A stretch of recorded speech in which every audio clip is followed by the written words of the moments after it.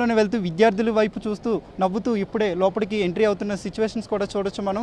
అంటే గత 10 ఏళ్ల నుంచి మాజీ సీఎంగా పనిచేసిన కేసీఆర్ అయితే యూనివర్సిటీకి వచ్చే ప్రయత్నం చేయలేదు. అలాగే యూనివర్సిటీలో ఉన్న సమస్యలను కూడా తెలుసుకునే ప్రయత్నం కూడా చేయలేదు. అయినప్పటికీ సీఎం రేవంత్ రెడ్డి మాత్రం స్వయంగా యూనివర్సిటీలోకి వచ్చి కొద్దిసేపటి క్రితమే చేరుకున్నారు. స్వయంగా విద్యార్థులతో అయితే ముఖాముఖి సమావేశం నిర్వహించనున్నారు. ముఖ్యంగా తెలంగాణ విద్యారంగంలో మార్పులు, ప్రభుత్వ ప్రణాళిక అనే అంశంపై కీలక ప్రసంగం కూడా చేయనున్నారు. మరోవైపు దీనిలోనే 10 కోట్ల రూపాయలతో డిజిటల్ లైబ్రరీని అయితే నిర్మించారు. ఈ లైబ్రరీని మరికొద్దిసేపట్లోనే ప్రారంభించినారు. దీంతో పాటుగా సీఎం రీసెర్చ్ ఫెలోషిప్ పథకాన్ని విదేశీ అధ్యయనం పర్యటనకు వెళ్ళే వారికి వీళ్ళందరికీ కూడా రీసెర్చ్ ఫండ్గా కొంత డబ్బునైతే విద్యార్థులకు అయితే మంజూరు చేస్తూ ఉంటారు. ఎందుకంటే వాళ్ళ భవిష్యత్తును అలాగే వాళ్ళు రూపొందించే ప్రాజెక్టుల్లో ఈ ప్రభుత్వ పరంగా అన్ని విధాలుగా వాళ్ళకైతే సాయం చేసేందుకు ఈ పథకాన్ని అయితే ప్రారంభించబోతున్నారు. సుమారుగా 1200 మందితో ఠాగూర్ ఆడిటోరియంలో అయితే సీఎం రేవంత్ రెడ్డి విద్యార్థులతో సమీక్షిస్తారు. అలాగే విద్యార్థులు ఇప్పటికే యూనివర్సిటీలో చాలా సమస్యలు ఉన్నాయని చెప్పుకోవచ్చు. ఎందుకంటే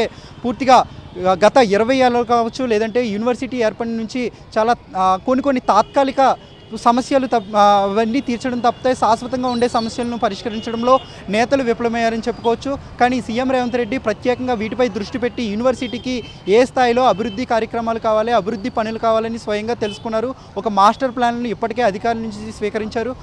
అలాగే విద్యార్థులు కూడా కొన్ని ప్రపోజల్స్ ప్రవేశపెట్టే అవకాశం ఉన్నట్లుగా ఉంది. ఎందుకంటే విద్యార్థి నాయకులు పూర్తిగా యూనివర్సిటీకి ఏ స్థాయిలో వసతులు కల్పించాలి, అలాగే హాస్టల్స్తో పాటు ఎడ్యుకేషన్ పరంగా అలాగే టీచింగ్ సిబ్బంది కూడా ఇక్కడ లేకపోవడంతో విద్యార్థులు చాలా ఇబ్బందులు గురవుతున్నారు. సో ఇవన్నీ కూడా పూర్తిగా టీచింగ్ సిబ్బందిని పూర్తిగా నియమించాలి, అలాగే వసతిని పూర్తి స్థాయిలో ఏర్పాటు చేయాలి, అలాగే ప్రాజెక్టులు అలాగే రీసెర్చ్ చేసే విద్యార్థులకు పూర్తి స్థాయిలో ఫెలోషిప్ అందించాలంటూ విద్యార్థులు అయితే కొన్ని డిమాండ్లను కూడా సీఎం రేవంత్ రెడ్డి ముందు అయితే ఉంచబోతున్నారు. ఆ డిమాండ్లను కూడా చాలా సజావుగా పరిగణలోకి తీసుకుని వాటిని నెరవేర్చే అవకాశం ఉన్నట్లుగా కూడా తెలిసింది. విద్యార్థులతో డైరెక్ట్ మాట్లాడబోతున్నారు. ఎందుకంటే గత యూనివర్సిటీ ఏర్పడి నుంచి గత 20 ఏళ్లలో ఏ సీఎం కూడా యూనివర్సిటీలకు అడుగు పెట్టని పరిస్థితి ఉంది. ఎందుకంటే ఉద్యమాల గడ్డగా ప్రభుత్వాన్ని దించడంలోనూ అలాగే ప్రభుత్వాన్ని గెలుపొందించడంలోనూ యూనివర్సిటీ విద్యార్థులు చాలా ప్రస్థానం ఉందని చెప్పుకోవచ్చు, చరిత్ర కలిగి ఉందని చెప్పుకోవచ్చు యూనివర్సిటీకి. అలాగే నాయకుడిని నిలదీయడంలో కూడా విద్యార్థులు పాత్ర చాలా ఎక్కువగా ఉంది. అలాగే తెలంగాణ రావడంలో కూడా ఈ యూనివర్సిటీ పాత్ర చాలా కీలకంగా మారింది. ఆ సమయంలో విద్యార్థులు రోడ్డుపై నిరసన చేపట్టారు. తెలంగాణ ప్రత్యేక ఉద్యమంలో వాళ్ళు చాలా కీలక పాత్ర పోషించారు. అలాగే కొన్ని వీటికి సంబంధించి యూనివర్సిటీకి సంబంధించి కొన్ని పనులు కావచ్చు, లేదంటే ఇతర ఏమైనా విషయాల్లో కావచ్చు, నేతలు అమలు కాని హామీలు ఇస్తూ వాళ్ళంతా కూడా యూనివర్సిటీకి రాని సిచ్యువేషన్ ఏర్పడింది. భయంతో ఇప్పటి వరకు ఈ యూనివర్సిటీకి గత 20 ఏళ్ల నుంచి ఒక్క సీఎం రాలేదంటే సిచ్యువేషన్ ఎలా ఉందో కూడా అర్థం చేసుకోవచ్చు. కానీ సీఎం రేవంత్ రెడ్డి ఈ సాహసోపేతమైన నిర్ణయం అయితే చారిత్రక సందర్శన అని చెప్పుకోవచ్చు.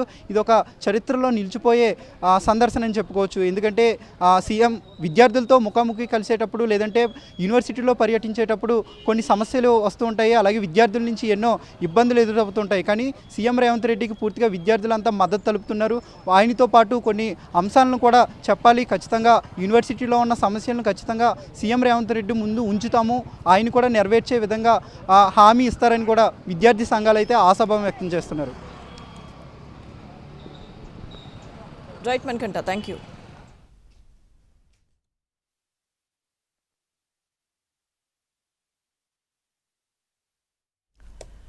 తెలంగాణ సీఎం రేవంత్ రెడ్డి ఓయూకు చేరుకున్నారు. ఉద్యమాలకు ఊపిరిపోసిన ఉస్మానియా యూనివర్సిటీలో 2 దశాబ్దాల తర్వాత